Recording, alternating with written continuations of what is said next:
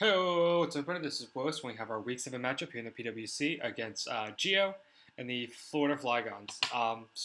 This is one of my, I would say, two or three most anticipated, for me at least, matchups I was looking forward to most this year. One of the other ones being my week, what was it, 2 against Dave, which I lost, and next week's battle, which is against one of my best friends, Colton. We battled a lot messing around, and that game is going to be ridiculous.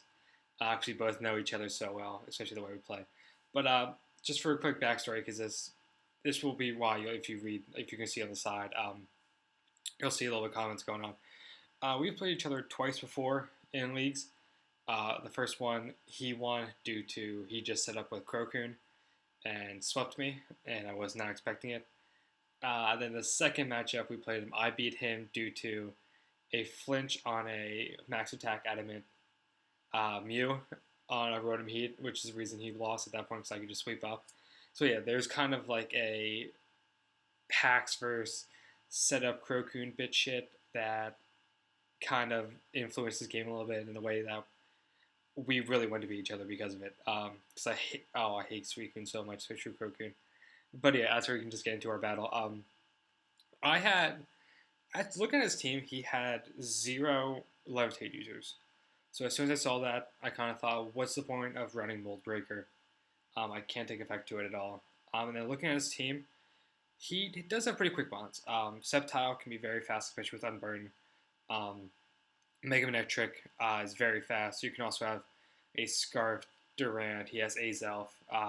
So he has decent speed with decent bulk. But looking into it, only I think two or three things on his team couldn't really take a max attack adamant life or well anything depending on be Iron Head or Earthquake or anything like that. The only thing was it would outspeed because I can't really change up moves. So I actually brought a Sand Rush drill this week with I think what was it, Swords Dance, Iron Head, Earthquake, X Scizor. Yeah, sorry, this battle happened like almost a week ago, so I'm still kind of iffy on the actual sets I ran. But the only way for me to get up Sand, because you see, didn't have Sandstorm actually on itself, was Armaldo. I was running, what was it, Heat Rock? Yeah, Heat Rock, Armaldo with knockoff, X's, and Stealth Rocks along with Sandstorm. Basically, I needed to keep those two healthy. I just really want to, at least late game, get up some damage on things. Maybe T-Wave him just to ensure that I can get up the Sandstorm. That's what I need. So I can't T-Wave the Mega Manectric, so I can't slow it down.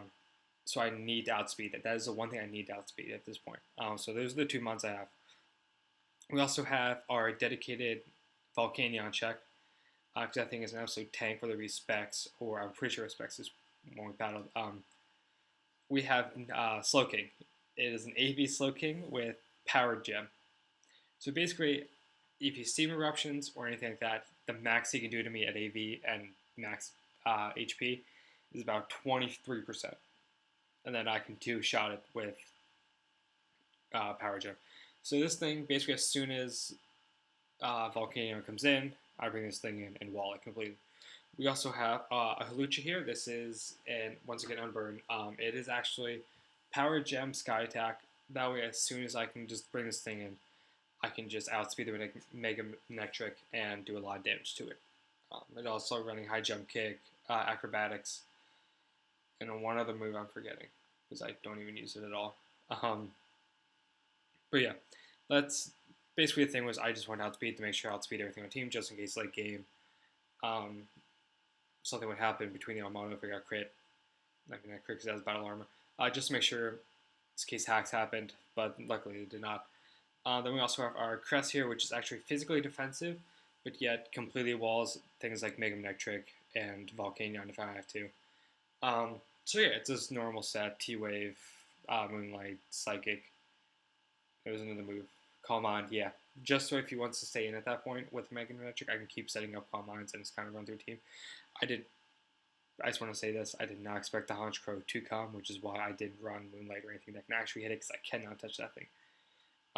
Those were 5 mons I really wanted to bring. I knew the 6th mon I really didn't know what to bring, so I just brought a Scarfed Infernape. It hits like a fucking truck. It's going to outspeed most things. Unless it's Unburdened, Sceptile, or I don't mean, sorry, I'm just priority, but I can do a lot of damage. To it, I didn't really know what else to bring this week, because I kind of felt like those 5 would be good. But just in case something would happen with shenanigans, I just wanted to have him there just in case late game. So looking at his team, like I said, I expect this Volcanion, this Durant, and the Mega Nurture to come. I figured Azelf would come. I did not expect Haunch or the Sceptile to come, which does make sense because we do have Manaphy. Yeah, sorry about that. So I'm just going to lead off with Armada. I'm going to try to get up Stealth Rocks. I'm expecting to lead off with Azelf, which is what he does. So I'm like, cool, let's see what kind of set this is. He's actually a taunt, so as soon as he taunt, I'm like, okay, he's going to be the lead sash boom set. So he's just going to Fire Punch after I taunt, which I'm completely okay with. I'm going to X Scissor and bring it down to sash, which I'm okay with. At this point, you can see I switched out. I needed him. Like I said, as I said before, I didn't know what else to bring, so I brought the Scarf Infernate. I'm bringing it in, I'm stacking that off. I need the other things. This I did not exactly need. So we're down 5-5 right away. I'm okay with that trade-off. Itself can be a problem. So I'm just going to go straight into Hawlucha, and he's going to go out into Volcanion. Okay? First thing I do, go into Slowking. Because like I said, Seam Eruption does 26%. I'm pretty sure that was specs, modest. So I tank that all day, which is great, because now he can just Power Gem. If he wants to switch out, which he does, he goes into Sceptile. Does a decent amount of damage, what, 20, 32? Completely okay with that. I expect him to just go for Leaf Storm, so I'm going to go around to Crest because I can easily wall this thing, which he does. He does get the special attack drop, but he is Unburdened, he is Power, or White, which is smart, because now he speeds everything on my team. The only thing is, this thing is so ridiculously bulky that an HP Dark or Bug or Ghost, whatever it is going to do absolutely nothing to me. So I can just T-Wave it, which makes him switch out. I'm just going to Moonlight up, knowing that he cannot touch me at that point. This thing is really just going to sit here.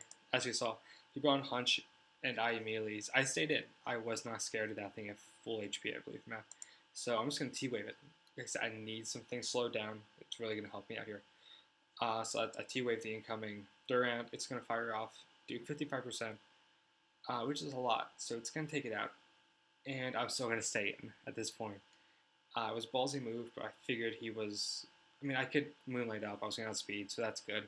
But a crit or something like that really going to take it down. So he's just going to go out into Manectric, expecting a T-Wave, which is smart because that's what I'm trying to do right now. Is just slow things down and get chip damage and let Extra Drill come in late game and sweep. So I'm just going to fire off Psychics after he Toxic me. I'm completely okay with this. This thing is kind of useless at this point, as long as I can stay within my game plan here.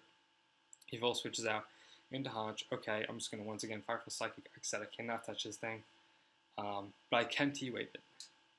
I'm assuming by how low damage they were doing, he didn't realize I was physical. Probably assuming I was very special defensive. I was max defense. So I can easily take a Brave Bird and, like I said, just paralyze this. As you can see right now, I'm very, very good spot. The Sceptile is down to 68% paralyzed. We have a paralyzed Honchkrow, a paralyzed Durant, and I'm very happy about that because those are the 3 things I need to get out of the way to make sure I can stay in with Armaldo and get up a Sandstorm. Because I know Mega Nurture it cannot speed me. It can't one-shot me though. So I'm just going to fire out Psychics. I'm going to let this thing pretty much go down. I just want to get a free switch into anything. Once again, he's just going to switch out. I'm just going to fire off a Psychic at this point. If he wants to go into Haunch, I don't care. This thing finally goes down, so I'm like, cool. At this point, I get a free switch into Hawlucha, and now I can outspeed everything. So I'm going to Sky Attack, get the Power Word, and outspeed everything with Unburden. He does bring in the Mega Nurture, which at -1, he does barely live this.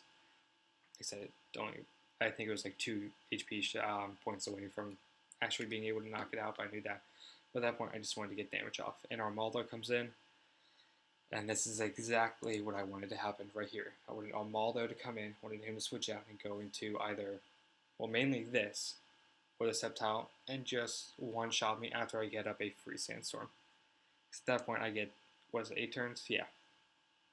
I'm not sure if it actually counts it. Yeah, it does.